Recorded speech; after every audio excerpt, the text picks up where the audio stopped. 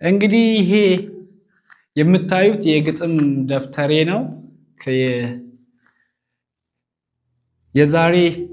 7 አይ ቲንክ 8 አመት ወይም ከዛም በላይ 10 አመት ወር ከዛም በፊት የነበሩ ግጥሞቼ ናቸው በብዛት ግቢ ያለው የጻፍኳቸው ግጥሞች ናቸውና ያንን ደብተር በጣም የሚወደው ደብተሬ ነውና ቤት እቃ ውስጥ አገኘውና በጣም ደስ ብሎኝ ነው እንግዲህ በጣም አስተማሪና ፋኒ የሆኑ ግጥሞችም አሉበት እና በርግጥ እያንዳንዱን ግጥም ስጽፍ የጻፍኩበት ኢቨንቶች አሉ ምክንያቶች አሉና እነዚያንም ምክንያቶች ጭምር ነው የምነግራችሁ እንግዲህ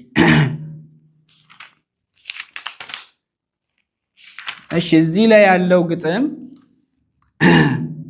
ያው ቶፒክ አልሰጠውትም በጊዜው የተጻፈው 4/5 ወር 2010 ይላል አርብ እና ይሄን ግጥም ስጽፍ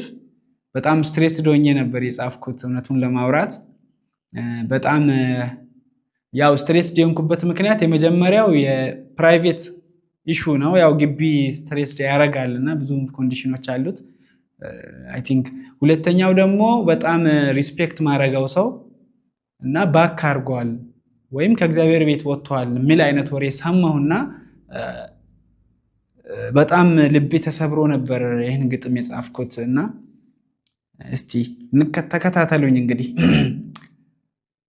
ተስፋ አንግቦ ሽንፈትን ተላብሶ